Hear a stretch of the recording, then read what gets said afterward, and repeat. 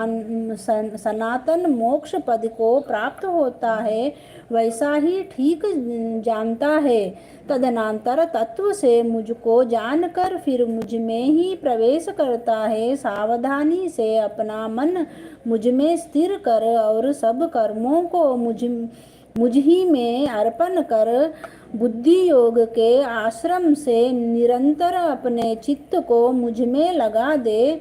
मेरे में चित्त लगाकर मेरी कृपा से सब दुर्गम कष्टों से तर जाओगे।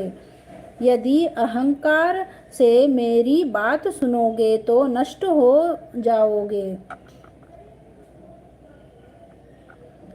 यदि अहंकार का आश्रय लेकर युद्ध नहीं करूँगा ऐसा मानते हो तो तुम्हारा निश्चय झूठा है, क्योंकि स्वभाव तुम्हें युद्ध में लगावेगा।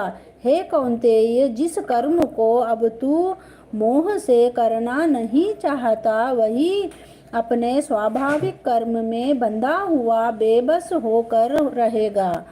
हे अर्जुन, प्राणियों के हृदय में स्थिर ईश्वर उनको माया से इस प्रकार भ्रमा रहा है मानो सब यंत्र पर चढ़े हैं। हे भारत, सब भावों से उसी की कृपा से परम शांति और मुक्ति को पाओगे। यह गूढ़ ज्ञान मैंने तुम्हें कहा है, इसे भली भांति विचार कर जैसे चाहते हो वैसा करो। सबसे गूढ़ वचन को और सुन, क्योंकि तू मेरा परम मित्र है, इससे तेरे हित की कहूँगा। मेरे में मन लगाओ, मेरे भक्त हो, मेरा यज्ञ करो और मुझे ही नमस्कार करो। इस प्रकार मुझे पाओगे, यह मैं सत्य प्रतिज्ञा करता हूँ, क्योंकि तुम मेरे मित्र हो। सब धर्मों को छोड़कर केवल मेरी शरण में आओ, मैं तुम्हें सब पापों से छुड़ा दूंगा।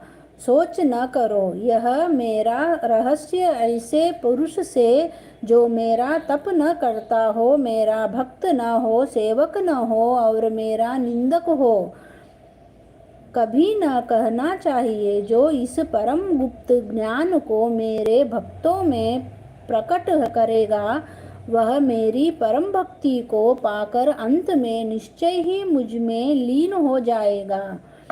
इससे अधिक मेरे लिए प्यारा काम करने वाला मनुष्य में दूसरा कोई नहीं होगा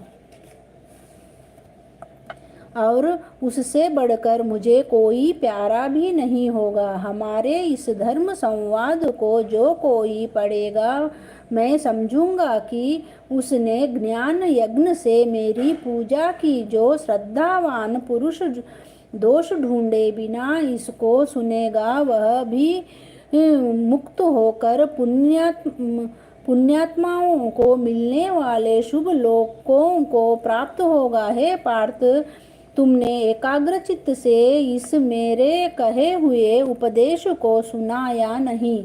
अर्जुन, तुम्हारे अज्ञान से उत्पन्न हुआ मोह नष्ट हो गया या नहीं?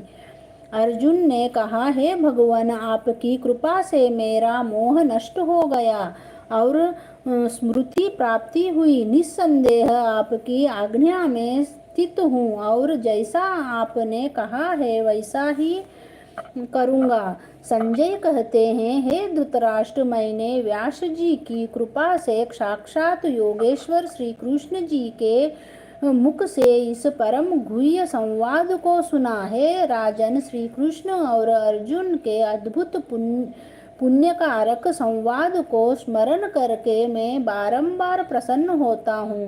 श्री कृष्ण भगवान के उस अद्भुत रूप को स्मरण करके मुझे बड़ा ही विस्मय होता है। हे राजन, मेरी ऐसी धारणा है कि जहाँ योगेश्वर श्री कृष्ण ही है और जहाँ पार्थ धनुषधारी है वहीं राजलक्ष्मी, विजय, ऐश्वर्य और अटल नीति है।